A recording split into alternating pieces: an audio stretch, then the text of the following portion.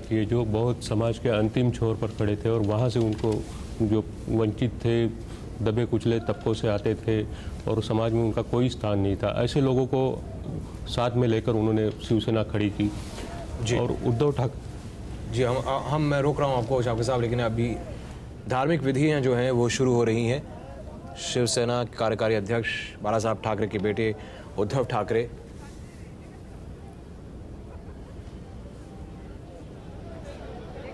और मंत्रोच्चार के साथ विधियां जो हैं वो अब शुरू हो चुकी हैं। ऊपर मंच पर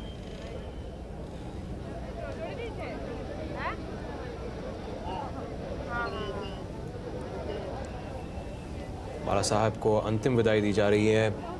5:45 हो गए हैं और 6 बजे तक अग्नि देने का समय है, उसके बाद सूर्यास्त हो जाएगा। और हिंदू धर्म के अनुसार सूर्यास्त के बाद दाह संस्कार नहीं होता, तो इसका भी ध्यान रखा जाएगा। मुझे लगता है ये एकदम शुरू हो गया, शुद्धिकरण शुरू हुआ है। 15 मिनट है शायद सूर्यास्त स्थान का जहाँ अंतिम संस्कार होना है, जहाँ अग्नि शरीर को अग्नि के हवाले करना है, वहीं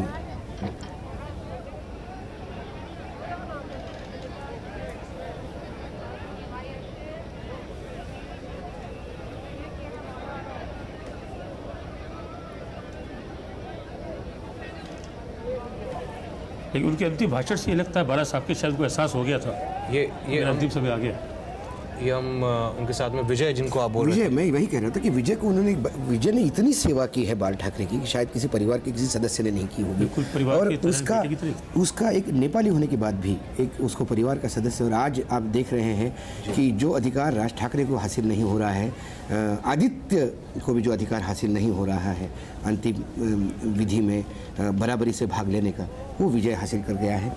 ये बाल ठाकरे के सही श्रद्धांजलि बाल ठाकरे को यदि होगी तो इस तरह के इससे होगी, क्योंकि बाल ठाकरे ने हमेशा जैसा कह रहे थे कि सावके साहब की समाज के अलग अलग तबकों से बिल्कुल जो सर्वहारा किस्म के लोग हैं उनको उठा के उन्होंने एक ऐसी स्थिति पर बिठा दिया, जो एमएलएज हुए, मंत्री बने, एक बहुत बड़ी फौज उन्होंने तैयार की जो एक सामान्य घर के। कहीं ना कहीं लगता है कि वो छत्रपति शिवाजी महाराज को सिर्फ मानते नहीं थे, या उनके नाम का फायदा उन्होंने नहीं उठाया, या उनके नाम से लोगों के इमोशनल ब्लैकमेल नहीं किया।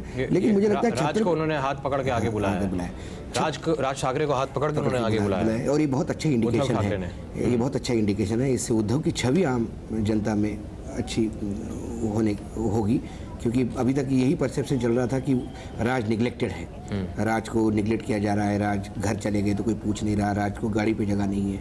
लेकिन ऐसे समय पे राज को साथ में लाकर एक अच्छा मैसेज उसमें जाएगा, क्योंकि भले ही ये अंतिम क्रिया हो या अंतिम संस्कार हो, लेकिन लोग इसमें भी कहीं ना कहीं राजनीतिक मैसेज देखते हैं, क्योंकि भविष्य एक ऐसे पॉलिटिकल पार्टी का है जो महाराष्ट्र के राजनीति पे इतना प्रभाव डाल देती है कि आने वाले समय में महाराष्ट्र की पॉलिटिक्स में बहुत बड़ा बदलाव आने के संकेत भी हो सकते हैं।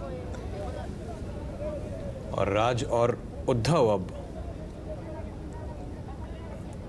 हम एक साथ देख रहे हैं, और जो विधियां हैं उसमें दोनों भाइयों को हम देख रहे हैं, उन्हीं के हाथों ये विधियां हो रही हैं। हम बात कर रहे थे छत्रपति शिवाजी महाराज का, जैसा उन्होंने नाम उपयोग में लिया, वैसा ही उन्होंने शिवाजी महाराज की जो राज करने की जो शैली थी, जो शिवाजी महाराज ने मराठों से ज़्यादा जो ओबीसी थे या बैकवर्ड लोग थे उनके सहारे अपने युद्ध लड़े, उनके सहारे अपना राज्य खड़ा किया।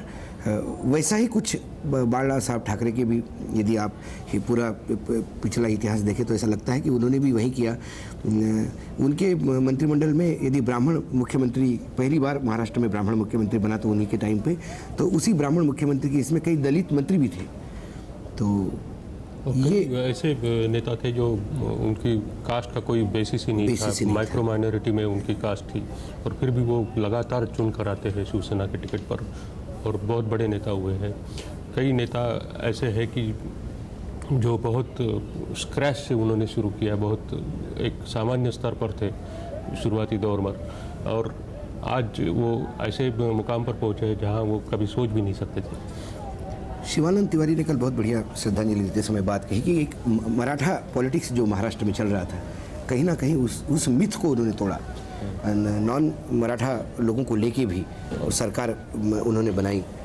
और आप अगर देखेंगे तो बाला साहब ठाकरे ने जब राजनीति शुरू की उस वक्त यशवंतराव चौहान अपने चरम पर थे, उनकी मराठा राजनीति अपने चरम पर थी, और उस सिचुएशन में एक स्पेस क्रिएट करना नॉन मराठा राजनीति की ये बहुत बड़ी चुनौती थी, और वो उन्होंने बहुत कारगर ढंग से उसको ये विजय साबित कर। ये विजय है जिनको उतना ही रुतबा हासिल है जैसे किसी परिवार के सदस्य को हासिल है। 1966 19 जून में जब इन्होंने अपनी शिवसेना लॉन्च की तो मार्मिक के अलावा किसी समाचार पत्र ने उसको कवरेज दी थी और मार्मिक जो है इनका अपना ही अखबार था, तो मार्मिक में वो खबर छपी थी। और मार्मिक से आज यहाँ पहुँचे हैं बाल ठाकरे कि आप देख लीजिए सुबह से लगातार सभी टीवी चैनलों पर उनकी इस शव यात्रा को दिखाया जा रहा है। एक बहुत लंबा सफ़र है। अगर आप क्रिकेट के अंदाज में देखें तो तब सुनील गावस्कर ने अपनी पारी नहीं खेलनी शुरू की थी। इसी जगह के सुनील गावस्कर वो रिटायर हो गए, सचिन तेंदुलकर आ गए। सचिन तेंदुलकर अब रिटायरमेंट पर हैं और अब कहीं बाला साहब ने अपनी पारी को सचिन तेंदुलकर के बेटे भी खेलने लग गए। जी, सचिन तेंदुलकर के सही कह रहे हैं, बेटे खेलने लगे। अब जाके इन्होंने अपने पेन को विराम दिया है, जो लिखने की उनकी जो कलम थी, कलम को विराम मिला है। उस वक्त जो मार्मिक लॉन्च किया, संजय दत्त देख रहे हैं हम। संजय दत्त और उनकी बहन प्रिया दत्त भी जो है वो पीछे मौजूद हैं। संजय दत्त भी काफ़ी करीबी रहे। संजय दत्त को तो पूरा इन्होंने ही न केवल संजय दत्त जब बल्कि कोई साथ नहीं दे रहा था, इनके पिता कांग्रेस में, तब भी सुनील दत्त ने काफ़ी गुजारिश की कांग्रेस से। उनके काफ़ी मन में दुख भी रहा कि मैंने कांग्रेस के लिए इतने समय से सेवा की है लेकिन मेरे साथ नहीं आ रहा कोई। तो शिफ्ट उनकी बहन प्रिया दत्त भी जो प्रिया दत्त तो कांग्रेस की वो है सांसद है, और उसमें कुछ न कुछ शिवसेना का एक सॉफ्ट कॉर्नर भी उनकी जीत में हमेशा काम करता है। ये भी एक सुनील दत्त के बारे में बड़ा अच्छा उल्लेख है सुकेतु मेहता की किताब मैक्सिमम सिटी में, जिसमें बाल ठाकरे बता रहे हैं कि वो जब आए थे जब केस के बाद, तो उन्होंने आरती उतारी थी उनकी पत्नी की और लगातार रो रहे थे और बोल रहे थे कि कोई मेरी मदद नहीं कर रहा। उस दौरान उन्होंने मदद की। सुनील दत्त टूट चुके थे बहुत बुरी तरह उस समय। आदित्य ठाकरे उद्धव ठाकरे के बेटे, उसमें छोटी छोटी बातों का उल्लेख है, जैसे देवानंद के भाई गोल्डी आनंद उनके पास आए और उन्होंने कहा कि बाल ठाकरे कह रहे हैं कि जब गोल्डी आया तो मुझे मालूम था ये जब आ गया एक बार तो ये मेरा भक्ति बनकर जाएगा। और गोल्डी ने आकर अपनी जो उनका केस चल रहा था उसके बारे में नहीं बात की, बल्कि एक ऐसे प्रोड्यूसर के बारे में बात की जो शिवसेना से जुड़े हुए थे और उनसे 35,000 मांग रहे थे क्योंकि एक इक्विपमेंट उनका टूट गया था। बाल ठाकरे ने तुरंत उसको फ़ोन करके कहा कि ये सब खेल बंद करो। तो देखिए कि छोटी सी छोटी चीज़ के लिए भी उनमें एक बड़ी तेज़ी थी। अब तस्वीरों में देखिए राज ठाकरे को भी देखिए, उन्हें कंधा दिया जा रहा है। राज ठाकरे, उद्धव ठाकरे अंतिम शैया की ओर ले जा रहे हैं।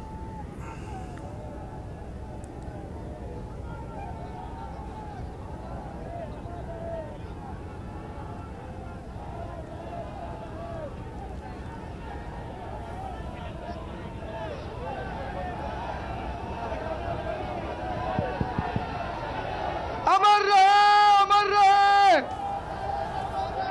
अमर रहे, अमर रहे, अमर रहे, अमर रहे। जीता पे शरीर को बरातिया, बरातिया, वापिस आओ बोल रहे हैं, बरातिया, बरातिया। फिर से लौट कर आओ। वापस आओ, परत या वापस आओ। बाल ठाकरे परत या एक गुहार लगा रहे हैं। अमर रहे, वापिस आओ, वापिस आओ, वापस आओ। अमर रहे, अमर रहे। त्यानंतर पोलीस सलामी देणार आहेत। वक्त लगभग 5 बिल्कुल वो ठीक हो गया है। और पुलिस सलामी। सलामी शो सन्मान शो शो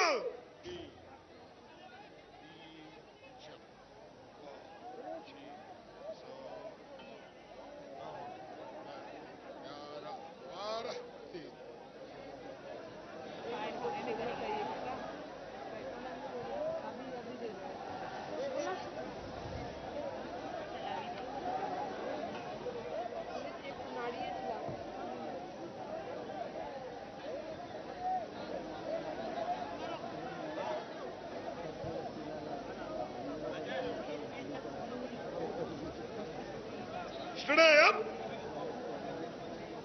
पतंग डले सलामी शूट 1 2 पतंग डले वाजब शस पतंग डले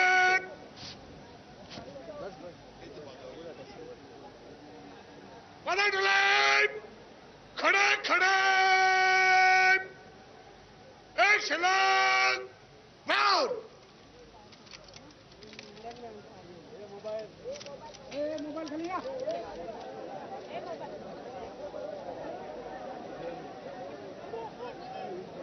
पेश कर फायर वीर फायर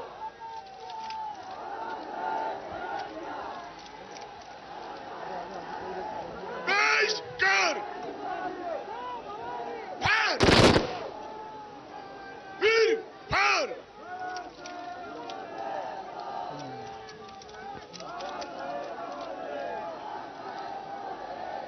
पेश कर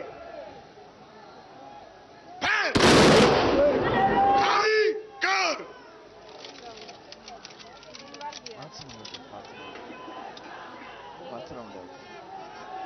पलट लाई वाजब शास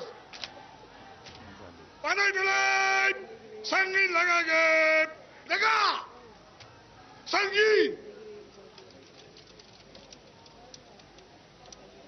पतंग डलाई सावधान पतंग डलाई सलामी शास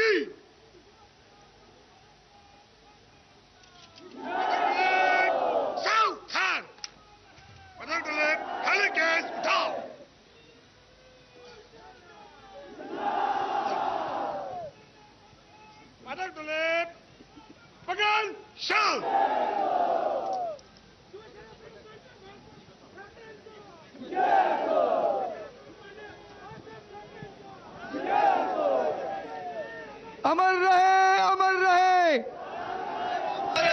अमर रहे, अमर रहे, अमर रहे। परत या, परत या, परत या, परत या, अमर रहे, अमर रहे।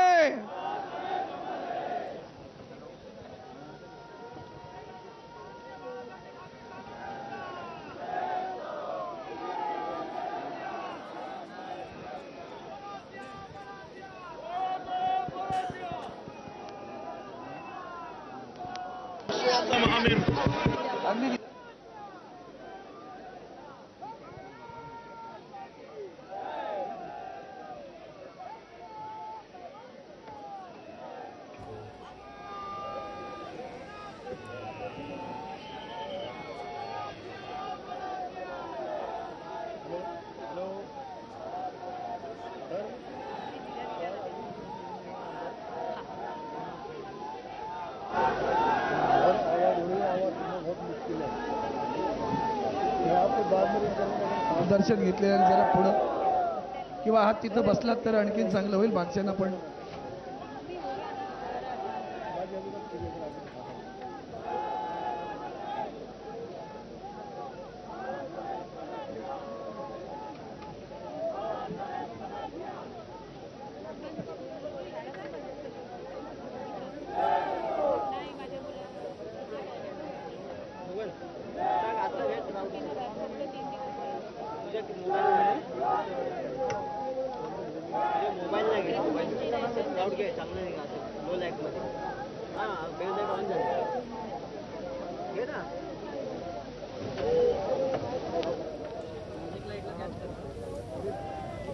उद्धव ठाकरे को हम देख रहे हैं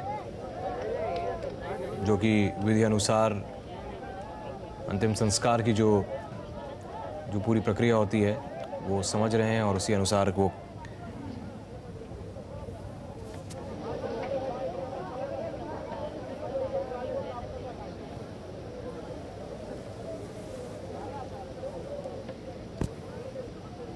बाला साहब ठाकरे जिनका निधन कल दोपहर 3:30 बजे हुआ था, मातुश्री में ही थे वो और उनकी सेहत को लेकर 3-4 दिन तक काफ़ी चिंताएं थी।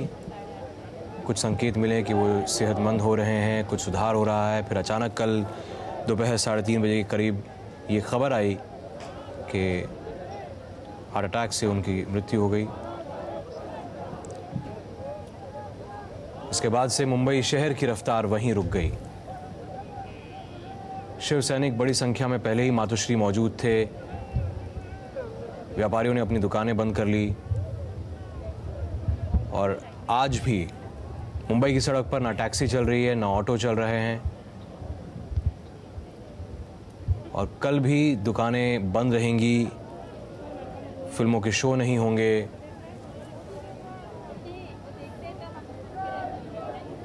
और लाखों की संख्या में शिवसेना के कार्यकर्ता, बाला साहब ठाकरे के समर्थक आज मुंबई की सड़कों पर दिखे। मातुश्री से जब उनकी अंतिम यात्रा शुरू हुई राजकीय सम्मान के साथ, तो उसे शिवाजी पार्क तक पहुंचने में लगभग 7.5 घंटे लग गए और शिवाजी पार्क वहां पहले ही बड़ी संख्या में लोग जुट गए थे, पहुंच गए थे। राज ठाकरे को हम देख रहे हैं, राज ठाकरे और उद्धव ठाकरे दोनों को देख रहे हैं। राज ठाकरे भी जो हैं वो अपने भाई के साथ चंदन की जो लकड़ी है वो किताब पर रख रहे हैं। अमर रहे, अमर रहे। बाला साहब दोबारा आए, परतिया किनारे लगे, अमर रहे के नारे लगातार वहां लग रहे हैं। परतिया, परतिया, परतिया। जब तक सूरज चांद रहेगा, जब तक सूरज चांद रहेगा,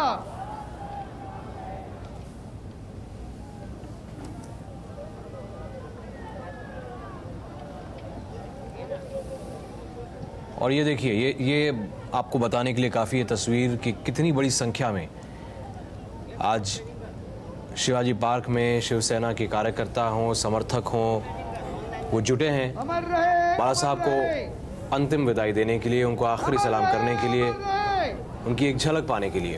अमर रहे, अमर रहे, अमर रहे, अमर रहे। शिवाजी पार्क जो कि सेना मुख्यालय के बेहद करीब है, कुछ देर के लिए उनके पार्थिव शरीर को सेना मुख्यालय में भी रखा गया ताकि शिवसेना के कार्यकर्ता और शिवसेना के नेता उन्हें एक बार देख सकें, उनका अंतिम दर्शन कर सकें और उसके बाद तुरंत जब तक सूरज चांद रहेगा, जब तक सूरज उनको चांद रहेगा। यहाँ पर लाया गया। यहाँ आप देख रहे हैं उद्धव ठाकरे के दोनों बेटे आदित्य ठाकरे और तेजस ठाकरे। संजय राउत को हम देख सकते हैं जो कि शिवसेना सांसद हैं, और हम राज ठाकरे को देख रहे हैं। कौन अला रे, कौन अला, कौन अला रे, कौन अला। ये नारा क्या लग कोण रहा है? आला रे कोण आला, शिवसेनेचा वाघ आला। कौन आया, कौन आया, शिवसेना का शेर आया। शेर आया। तो ये मुझे लगता है चंदन की लकड़ी थी जी, ऊपर, चंदन की लकड़ी, उसके ऊपर घी डाला जा रहा है जी। ये कुछ हिंदू शास्त्र के अनुसार विधि है। ये चंदन की लकड़ी पे भी एक सम्मान का प्रतीक माना जाता है।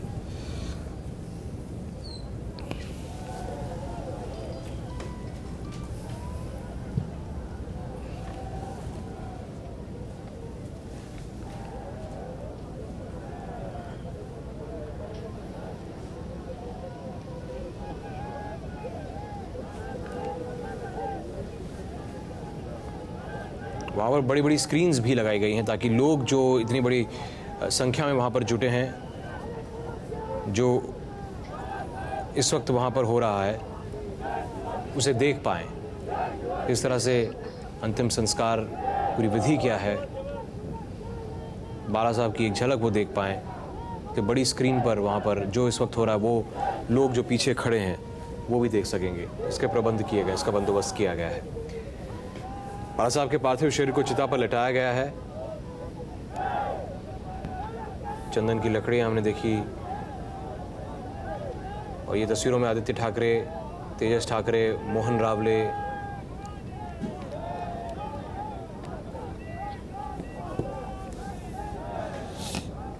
और ये बाला साहब ठाकरे के बेटे उद्धव ठाकरे, शिवसेना के कार्यकारी अध्यक्ष।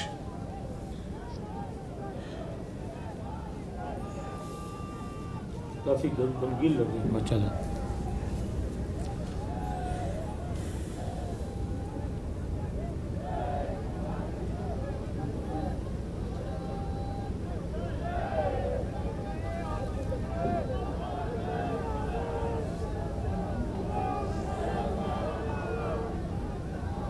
और ये दीर्घा वो इलाका, वो हिस्सा शिवाजी पार्क का जहां पर वीआईपीज़ के लिए बंदोबस्त किया गया है। ये मुंबई जो आज दिन भर थमा रहा, और ऐसा लगा कि पूरा केंद्र जो है वो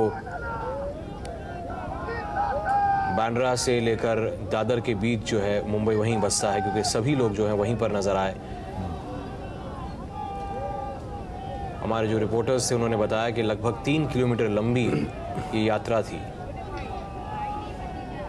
और पुलिस का अनुमान जो बताता है उसके मुताबिक 19 लाख लोग आज मुंबई की सड़कों पर उतरे बाला साहब ठाकरे को श्रद्धांजलि देने के लिए।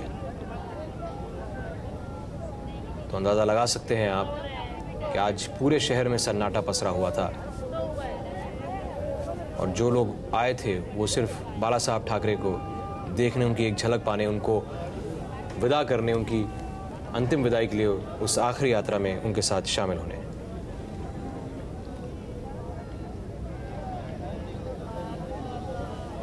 और अब ये उद्धव ठाकरे धार्मिक क्रिया कर रहे हैं, परिवार के लोग वहां पर मौजूद, मंत्रोच्चार शुरू हुआ। रक्षा स्तोत्र मंत्रस्य बुधकौशिक ऋषि श्री सीतारामचंद्रो देवता अनुष्टुप छंदः सीताशक्तिः श्रीमद्धनुमानकीलकम् श्रीरामचन्द्रप्रीत्यर्थे श्रीरामरक्षास्तोत्रमन्दिरे विनियोगः। अथ ध्यानम् ध्याये राजानुबाहुं धृतशरधनुषं बद्धपद्मासनस्थम् पीतं वासोवसानं नवकमलदलस्पर्धिनेत्रं प्रसन्नं वामाङ्कारूढसीतामुखकमलमिलल्लोचनन्नीरदाभं नानालङ्कारदीप्तं दशतमुरजटा मण्डलं रामचन्द्रम् इति ध्यानं चरितं रघुनाथस्य शतकोटिप्रविस्तरम् एकैकमक्षरं पुंसां महापातकनाशनं ध्यात्वा नीलोत्पलश्यामं रामं राजीवलोचनं जानकी लक्ष्मणोपेतं जटामुकुटमण्डितं सासितूर्णधनुर्बाणपाणिन्दक्तं चरान्तकं स्वलीलया जगत्रातु माविर्भूतमजं विभुं रामरक्षां पठेत् प्राज्ञः पापघ्नीं सर्वकामदां शिरो मे राघवः पातु भालन्दशरथात्मजः कौसल्येयौ दृशौ पातु विश्वामित्रप्रियश्रुति घ्राणं पातु मुखत्राता मुखौ सौमित्रिवत्सलः जिह्वां विद्यानिधिः पातु कण्ठं वरदवन्दितः स्कन्धौ दिव्याधः पातु भुजौ भग्नेशकार्मुकः करौ सीतापतिः पातु हृदयं जामदग्निजित मध्यं पातु खरध्वंसी नाभिञ्जाम्बवदाश्रयः सुग्रीवेशः कटी पातु सक्थिनी हनुमत्प्रभु ऊरू रघुत्तमः पातु रक्षः कुलविनाशकृत जानुनी सेतकृत्पातु जङ्घे दशमुखान्तकः पादौ विभीषण श्रीधः पातु रामोऽखिलं वपुः एतां रामबलोपेतां रक्षाय सुकृति पठेत् सचिराय सुखी पुत्री विजयी विनयी भवेत् पाताल भूतल व्योमचारिणश्चद्मचारिणः न द्रष्टुमभिशक्तास्ते रक्षितं रामनामभिः रामेति रामभद्रेति रामचन्द्रेति वा स्मरन् नरो निप्यते पापैः भुक्तिं मुक्तिं च विन्दति जगज्जयित्रैकमन्त्रेण रामनाम्नाभिरक्षितं यः कण्ठे धारयेत् तस्य करस्थाः सर्वसिद्धयः वज्रवञ्जरनामेतयो रामकवचं स्मरेत् अव्याहताज्ञः सर्वत्र लभते जयमङ्गलम् आदिष्टवान् यथा स्वप्ने रामरक्षामि मां हरः तथा लिखितवान् प्रातः प्रबुद्धो बुधकौशिकः आरामः कल्पवृक्षाणां विरामस्त्रिलोकानां राम श्रीमान् सनः प्रभुः तरुणौ रूपसम्पन्नौ सुकुमारौ महाबलौ पुण्डरीकविशालाक्षौ चीलकृष्णाजिनाम्बरौ फलमूलाशिनौ दान्तौ तापसौ ब्रह्मचारिणौ पुत्रौ दशरथस्यैतौ भ्रातरौ रामलक्ष्मणौ शरण्यौ सर्वसत्त्वानां श्रेष्ठौ सर्वधनुष्मदां रक्षः कुलनिहन्तारौ त्रायेतान्नौ रघुत्तमौ आत्मसज्जधनुषा विशुस्पृशा वक्षया शुकनिषङ्गसङ्गिणौ रक्षणाय मम रामलक्ष्मणा वग्रतः परिसदैव गच्छताम् सन्नद्धः कवची खड्गी चापबाणधरो युवा गच्छन् मनोरथो। ये जो स्टेज बना हुआ है वहाँ से हट रहे हैं। लकड़ियों का शायद रचना पूरा हो गया है।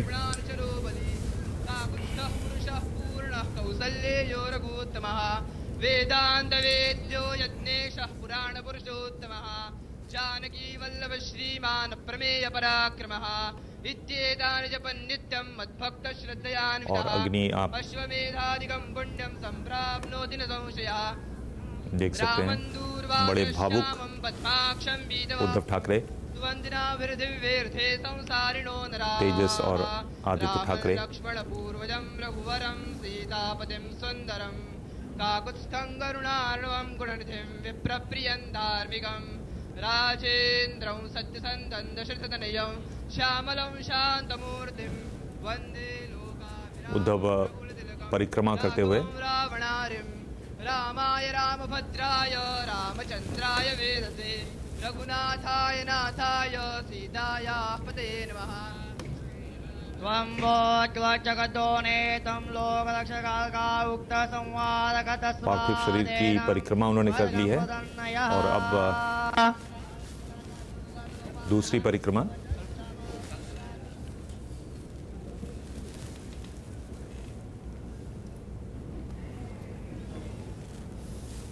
राम राम रघुनंदन राम राम श्री राम राम राम भरताग्रज राम राम श्रीराम राम रणकर्कश राम राम श्रीराम शरणं भव राम राम श्रीरामचन्द्र चरणौ मनसा स्मरामि श्रीरामचन्द्र चरणौ शिरसा नमामि श्रीरामचन्द्र चरणौ शरणं प्रपद्ये माता रामो मत्पिता रामचन्द्रः सर्वमे रामो मत्सखा रामचन्द्रः। उद्धव ठाकरे को हम देख रहे हैं, आखिरी नमन वो कर रहे हैं और मुखाग्नि दे दी गई है। राज ठाकरे, ये लगता है एक प्लेटफॉर्म तैयार कर दिया गया है पूरा, इसी पर इनकी समाधि इसी तरह बन जाएगी। कारुण्यरूपं करुणाकरन्तं श्रीरामचन्द्रं शरणं प्रपद्ये मनोजवं मारुतुल्यवेगं जितेन्द्रियं बुद्धिमतां वरिष्ठं वातात्मजं वानरयूथमुख्यं श्रीरामदूतं शरणं प्रपद्ये कूजन्तं राम रामेति मधुरं मधुराक्षरम्। बहुत संयम से आप देख सकते हैं राज ठाकरे को, 2 कदम आगे बढ़ते भी हैं तो फिर वापस अपने स्थान पर चले आते हैं, वहाँ टिके नहीं रहते हैं। बल्कि एक बार तो उद्धव ने उनको हाथ पकड़कर आगे भी किया, लेकिन वो यहाँ पर स्वेच्छा से पीछे हैं और उद्धव ठाकरे को क्रिया में आगे बढ़कर हिस्सा लेना उन्हें मालूम है। और यहाँ पर भी उद्धव ठाकरे आगे हैं, राज आते हैं और ये विजय जो परिवार के बेहद करीबी बताए जाते हैं और बाला साहब के चहेते के सेवक लोग कहते हैं कि शायद जितनी विजय ने सेवा की शायद परिवार के किसी सदस्य ने नहीं की होगी। विजय का भी बहुत अच्छा संदेश जाता है सिर्फ सैनिकों को, इनके जो प्रशंसक हैं। ये बाला साहब को श्रद्धांजलि, सही मायने में श्रद्धांजलि है, क्योंकि बाला साहब ने हमेशा सभी जाति, जब भी उन्होंने लोग अपने साथ जोड़े हैं उसमें कभी धर्म जाति इसका कभी उन्होंने उल्लेख नहीं किया। कितनी बड़ी बात है, 20 लाख लोग इस मैदान में मौजूद हैं, लेकिन उनके करीब कितने लोग आ पाए? सिर्फ कुछ लोग, गिने चुने लोग। और कब से लोग बैठे हुए हैं सब यहाँ पर आकर शिवाजी पार्क में। सुबह 6 बजे से लोगों का आना शुरू हुआ था, शाम के 6 बजे के अंतिम संस्कार के लिए। बहुत जनासी आधारु निश्चयाचा महामेरु बहुत जनासी आधारु अखंड स्थितीचा निर्धारू श्रीमंत योगी नरपति हयपति गजपति गढ़पति भूपति जड़पति पुरंदराणी शक्ति जो गा रही हैं, जो गायिका है, जी गायिका है पद्मजा फेनानी ने अटल बिहारी वाजपेयी की कविताओं को भी गाया है। आज गाकर श्रद्धांजलि दे रही है। वाजपेयी की कविताओं की सीडी आई है इनकी स्वर में। नीतिवंत जानता राजा। तो उद्धव ठाकरे ने बाला साहब ठाकरे को मुखाग्नि दी, बाला साहब का अंतिम संस्कार हुआ। ये उस वक्त की तस्वीरें आप देख रहे हैं, सीधी तस्वीरें आप देख रहे हैं। आज के सूर्यास्त के साथ 45 साल तक जिस सूरज ने उसका भी महाराष्ट्र को प्रकाशित किया, वो आज अस्त हो गया। महाराष्ट्र की राजनीति के सूर्य का भी अस्त हो गया। महाराष्ट्र की राजनीति के शिखर पुरुष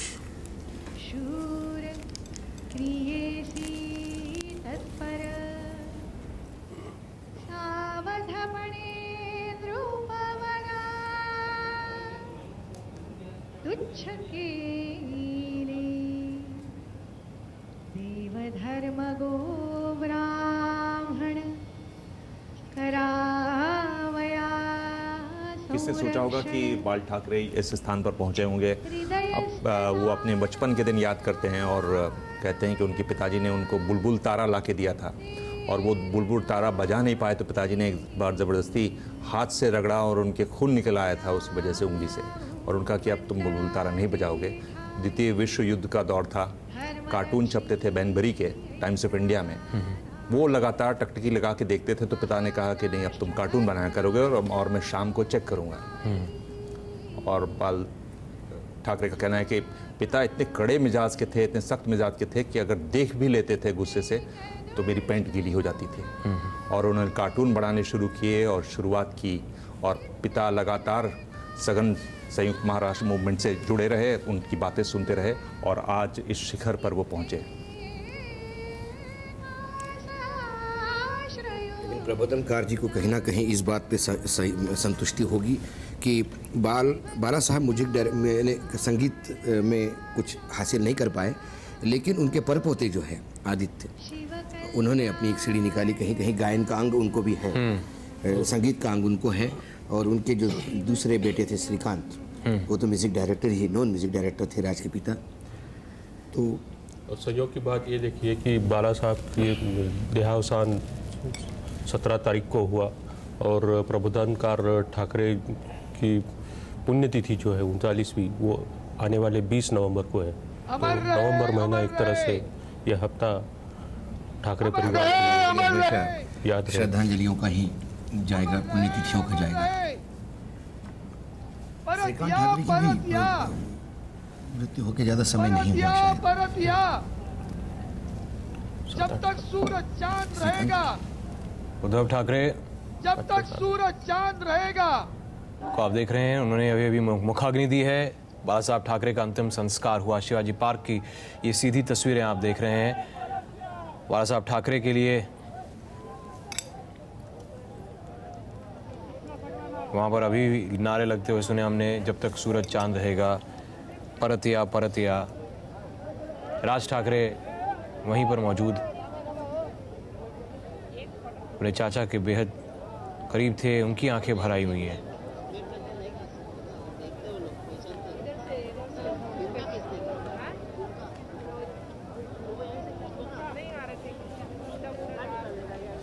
तो ये अंतिम विदाई बाला साहब ठाकरे को।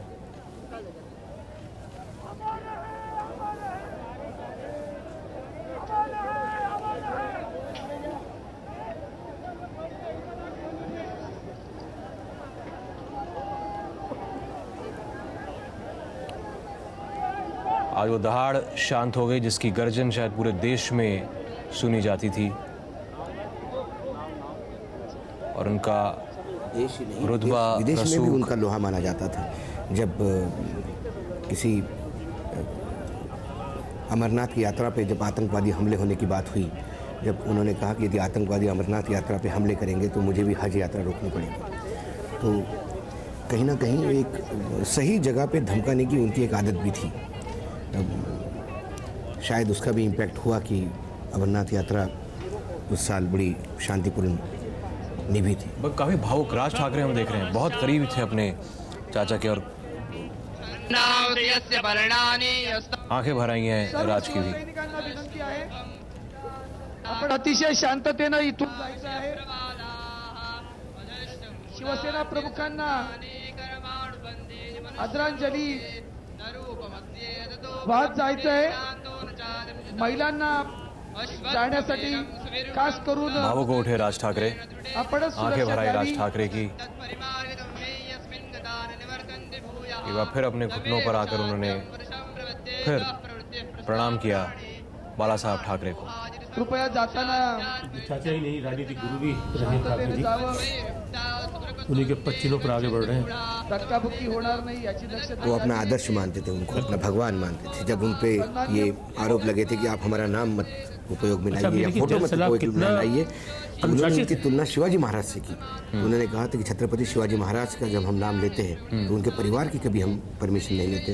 तो उन्होंने अपने चाचा को, ताऊ को एक ऐसे या मौसा जी कह सकते हो, ऐसे जगह पे उन्होंने छत्रपति के समकक्ष अपने दिल में बिठाया था। और जो उनका बाला साहब का जो एक शौक था, या जो स्केचिंग और कार्टूनिंग वो करते थे, वो कई चीज़ें राज की विरासत में है। कार्टूनिंग है, अच्छी भाषण कला है, बोलते समय जो जुमलों का उपयोग करना है, जो शब्दों की फेक है, वो और उस अंदाज में बोलना कि वो अंदाज सर चुभे और कई लगे, बार ऐसा लगता था कि ये फोटोकॉपी जुड़े फोटोकॉपी हो। वो एक अंदाज कार्टूनिंग की था। अगर बात करें तो जो शुरुआती था दौर, उसमें उन्होंने एक तरीके से बैनबरी के जो कार्टून से उनको कॉपी करने की कोशिश की, उसी तरह का, क्योंकि वो देखकर बनाते थे टाइम्स ऑफ इंडिया से। और बाद में जो उनका कार्टूनिंग का स्टाइल आया, जो कि आर के लक्ष्मण का भी स्टाइल रहा, वो डेविड लॉ का कार्टून स्टाइल रहा। और डेविड लॉ बहुत प्रख्यात अंग्रेज़ी कार्टूनिस्ट हैं, और बहुत ख़ास बात है कि वो हिटलर के बड़े तीखे कार्टून बनाते थे। हिटलर उनसे बहुत खफा रहते थे, और बाल ठाकरे आप जानते हैं कि क्या सोचते थे हिटलर के बारे में। तो कार्टूनिंग उनकी वहाँ से शुरू हुई, और आखिर के दिनों में उनका हाथ कांपता था बहुत ज़्यादा, तो उन्होंने कार्टून बनाने बंद कर दिए थे। उन्होंने ये भी कहा कि अब वो नेता नहीं रहे इंदिरा गांधी सरीखे जिन पर मैं कार्टून बनाऊं, अब वो बात नहीं रही इन नेताओं में। अगर मैं नाक भी बनाऊं तो अब इनमें से किसकी बनाऊं। तो ये भी उनको एक एहसास रहा कि काफ़ी लंबा अरसा, काफ़ी लंबी इनिंग्स उन्होंने एक तरीके से खेली है। और ये जो एक ख़ास बात है कि ये जो आप भीड़ देख रहे हैं, ये आज नहीं, काफ़ी 40-45 साल से मुंबई में इस तरह की भीड़ वो लेते रहे। मेरे ख्याल से ये बहुत ख़ास बात है आज की राजनीति में, जब लोग कुछ सालों बाद एकदम बुझ से जाते हैं। और भीड़ जुटाने के लिए कहा जाता है कि पैसे दिए जाते हैं, लुभाने के लिए लोगों को प्रलोभन दिए जाते हैं। ऐसे समय में एक मास लीडर। मार्मिक जो उन्होंने शुरू किया था, वो मार्मिक भी पाक्षिक था, 15 दिन बाद आता था, लेकिन वो मार्मिक भी कार्टून बेस्ड एक ऐसी पत्रिका थी। और मुझे लगता है कार्टून बेस्ड पत्रिका शायद उस समय कोई और रही नहीं होगी। एक ऐसी थी कि जिसमें कार्टून भी, लेकिन कार्टून का ज़्यादा रहता था उसमें इनपुट, और कुछ लेख भी होते थे, और वो लेख भी ठाकरे शैली में होते थे। उसकी विशेषता ये थी कि पहली रैली हुई थी, उसमें भी 5 लाख लोग इकट्ठे हुए थे। 66 में जो पहली रैली की थी, तो सही बात है कि उसमें 5 लाख लोग इकट्ठे हुए थे, क्योंकि उस टाइम में एक जगह वैक्यूम बना हुआ था। मराठी आदमी की अस्मिता को जगाने वाला कोई था ही नहीं। कांग्रेस जो पार्टी थी वो एक राष्ट्रीय परिप्रेक्ष्य में चीज़ों को देखती थी, बाकी जो पार्टी थी लेफ्ट वहाँ पे थी, वो भी अपने वर्कर के लिए काम करती थी। तो एक मराठी एक आम आदमी के लिए, कॉमन मैन, जो आर के लक्ष्मण का कॉमन मैन है, उस कॉमन मैन को देखने के लिए कोई नहीं था। वो जगह बाल ठाकरे ने देखी, और जब उन्होंने उनको इंस्टिगेट किया, उनको आने के लिए प्रोत्साहित किया, तो वो इतनी बड़ी तादाद थी कि शिवसेना ने एक इतिहास बनाया। उसके बाद आज वो दौर था शायद, क्या वो उपेक्षित महसूस कर रहे थे। वो दौर था कि उनकी पूछ करने वाला कोई नहीं था। महाराष्ट्र तो उनको मिल गया था, संयुक्त महाराष्ट्र के मूवमेंट के बाद महाराष्ट्र तो मिल गया था, लेकिन उनको लग रहा था कि हमारा महाराष्ट्र मिलने के बाद शायद हमारा भला हो। लेकिन महाराष्ट्र मिलने के बाद भी स्थितियाँ वहीं की वहीं थी। उनके जीवन में कोई नया बदलाव नहीं आया था। उससे जो एक जद्दोजहद थी आम इंसान की, तो उसी में उन्होंने शायद वो जगह ढूंढी। और फिर उन्होंने पहली बार सरल भाषा का इस्तेमाल करना, और उनकी जो शुरुआती रणनीतियां रहीं वो भी बहुत सरल रहीं, सीधे असर करने वाली उनकी रणनीति रही। यानी मैं वीएन गाडगिल की बात बता रहा हूँ, जो कि महाराष्ट्र के बड़े पॉलिटिशियन रहे। मुझे याद आ रहा है, हम लोगों ने तब इलस्ट्रेटेड वीकली के लिए एक बड़ा लेख लिखा था इनके बाल ठाकरे के ऊपर। वो कहते थे कि बहुत सिंपल काम करते थे बाल ठाकरे, यानी बड़ी कंपनियों के आगे जाना, वहाँ एक साइन बोर्ड लगा देना कि यहाँ कितने एम्प्लॉय काम करते हैं, कितने लोग काम करते हैं, उनमें कितने राज्यों से आते हैं, और उनमें से कितने की श्रेणी के हैं। सो अक्सर ये पाया जाता था कि जो इस राज्य के, महाराष्ट्र के जो लोग हैं, वो निम्न श्रेणी के, तीसरी और चौथी श्रेणी में उनकी बड़ी संख्या रहती थी। और वो बहुत ही कारगर हुई चीज़, वो बड़ी लोकप्रिय हुई चीज़। लोग रुक के देखा करते थे, अच्छा यहाँ ऐसा है, यहाँ ऐसा है। और उसके साथ वो अपना मार्मिक में कार्टून बनाना, और जैसे कि बता रहे हैं कि लेख लिखना, तीखे लेख लिखना, अपनी बात को कहना, तो बहुत ही सरल सिंपल रणनीति, और उससे बहुत ही कारगर उसको उन्होंने बनाने की कोशिश की और लोगों को अपने साथ जोड़ा। देवांग जी ने जो कहा कि मार्मिक में जब पहली खबर आई थी शिवसेना के स्थापना की, और किसी ने कवर नहीं किया था, तो मार्मिक ये बाला साहब ठाकरे और राज ठाकरे के पिता श्रीकांत ठाकरे, इन्होंने मिलकर शुरू किया, और आज शिवसेना उस बलबूते पर इस मुकाम पर पहुंची है। शुरू में तो जहाँ पर एक अंक निकला था, सारों को कॉग्निजेंस लेना पड़ रहा था, सारी मीडिया को कॉग्निजेंस लेना पड़ रहा है, और एक अफाट पब्लिसिटी बाला साहब ने आज भारत ही नहीं, भारत के बाहर भी मीडिया। लेकिन आज वो दो भाई जिन्होंने मार्मिक शुरू किया, और आज के दो भाई एक अलग अलग रास्तों पर खड़े हैं। ये एक ये भी मार्मिक शिवसेना की तथ्य है जी कि आज जिन दो भाइयों ने मार्मिक शुरू किया, आज वो दोनों एक साथ नहीं हैं। उनके उनके बेटे एक साथ नहीं हैं। दोनों के वारिस, श्रीकांत जी को भी एक ही बेटा है और बाल ठाकरे जी के जो 3 बेटे थे, तो बिंदु माधव की तो मृत्यु हो चुकी है। जयदेव परिवार के बाहर है, जो स्मिता के पति है। जयदेव को नहीं देखा गया आज। जयदेव को भी आज नहीं देखा गया, ये बड़ी यानी आश्चर्यजनक बात है। और जी, लेकिन अगर हम बात करें कार्टूनिस्ट होने के नाते, क्या सरलता से अपने संदेश देने की कला जो है, क्या उनको वहाँ से मिली जिसका असर हमने उनकी पॉलिटिक्स में भी देखा? मेरे ख्याल से कार्टूनिस्ट होना अपने आप में बहुत मुश्किल काम है। यानी आप जाइए, रिपोर्ट कराइए, बहुत आसान